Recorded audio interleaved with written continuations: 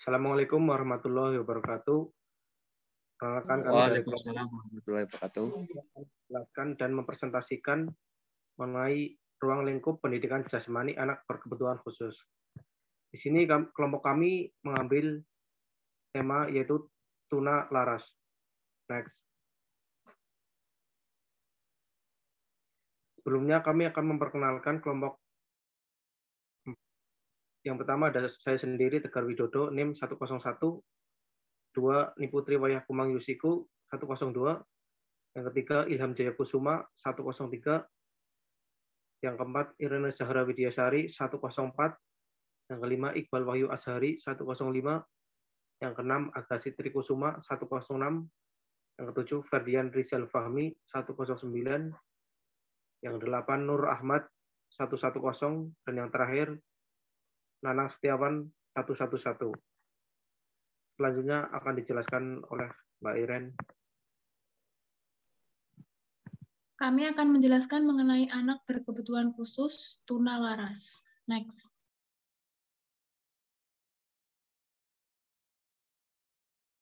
Yang pertama, apa yang dimaksud dengan anak tuna laras?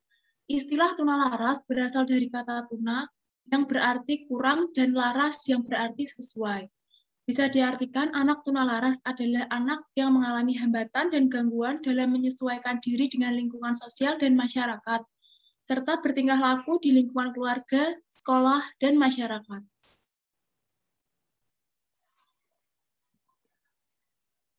Oke, selanjutnya, bagaimana cara mengenali anak tuna laras?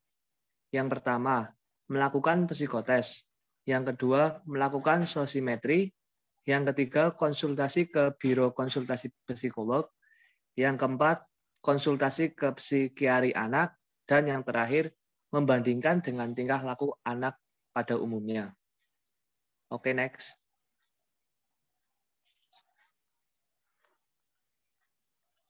Kemudian, faktor penyebab tuna laras. Yang pertama, kondisi keluarga yang tidak harmonis atau broken home. Yang kedua, kurangnya kasih sayang orang tua karena kehadirannya tidak diharapkan. Yang ketiga, kemampuan sosial dan ekonomi yang rendah.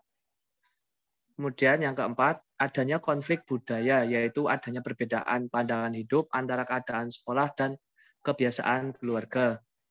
Yang kelima, berkecerdasan rendah atau kurang dapat mengikuti tuntutan sekolah.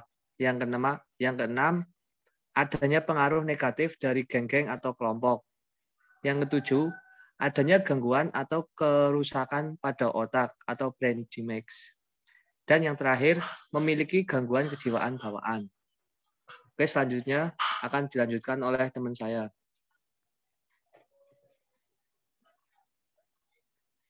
Selanjutnya, bagaimana perilaku anak tuna laras? Yang pertama, adanya gangguan emosi dan gangguan sosial yang ditandai dengan ciri-ciri sebagai berikut. 1. Tidak mau bergaul dan menyendiri. 2. Berdusta, menipu, mencuri, menyakitkan orang lain, atau sebaliknya. Ingin dipuji, tak pernah menyulitkan orang lain, penakut, dan kurang percaya diri. Yang ketiga, tidak mempunyai inisiatif dan tanggung jawab. Kurangnya keberanian dan sangat tergantung pada orang lain. Yang keempat, agresif terhadap diri sendiri, curiga, acuh tak acuh, banyak menghayal. Yang terakhir, memperlihatkan perbuatan gugup, misalnya menggigit kuku, mulut komak-kamit, dan sebagainya. Selanjutnya akan dilanjutkan oleh Ayah.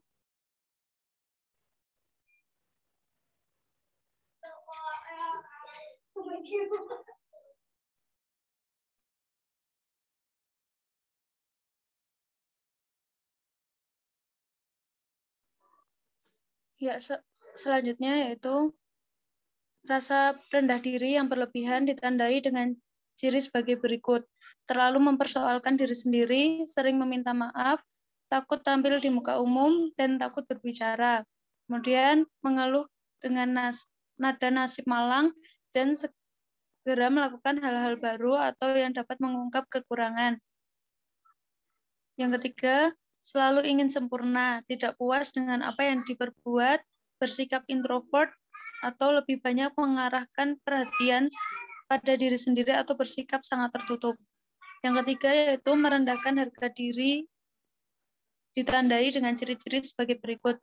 Bernada murung, cepat merasa tersinggung, merasa tidak enak badan, dan sakit buatan.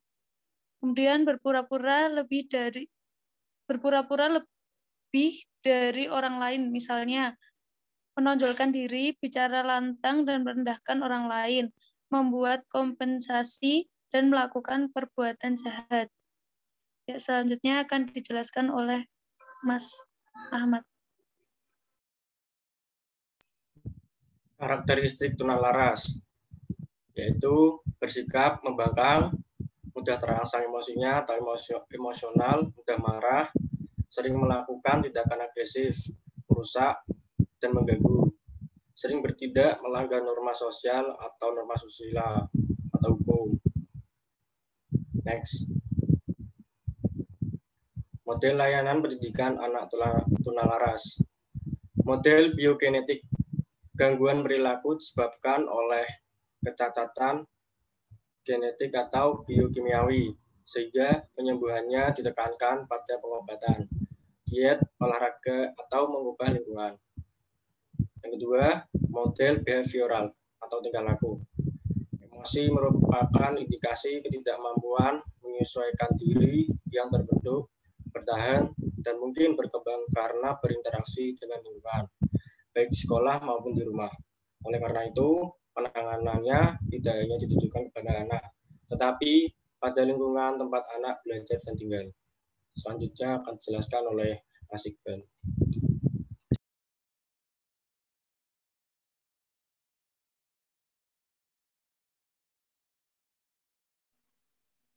Model psikodinamika.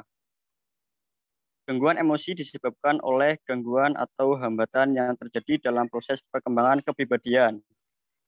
Oleh karena itu, untuk mengatasi gangguan perilaku itu dapat diadakan pengajaran psikoedukasional, yaitu menggabungkan usaha membantu anak dalam mengekspresikan dan mengendalikan perasaannya.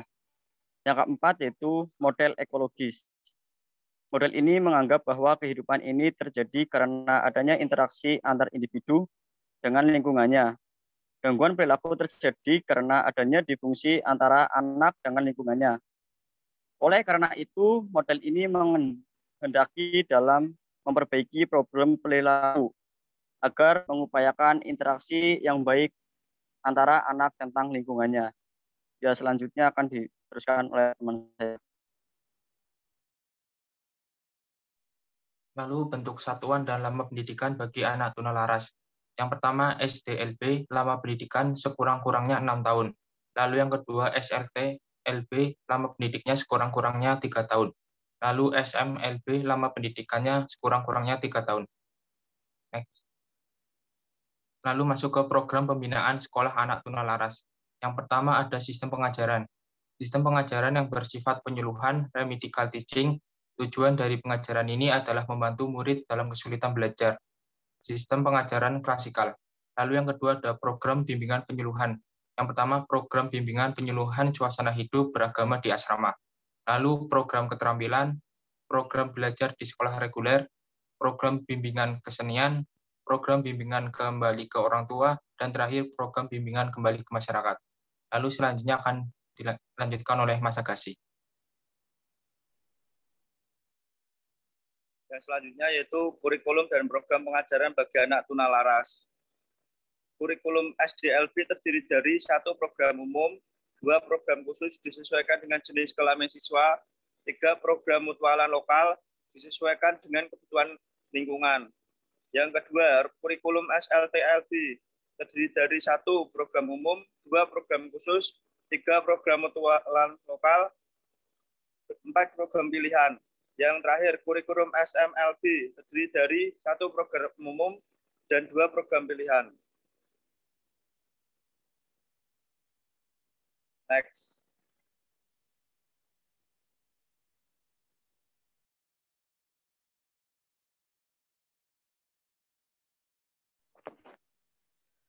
Sekian presentasi dari kelompok kami. Apabila ada kekurangan, kami mohon maaf. Wassalamualaikum warahmatullahi wabarakatuh. Waalaikumsalam warahmatullahi wabarakatuh.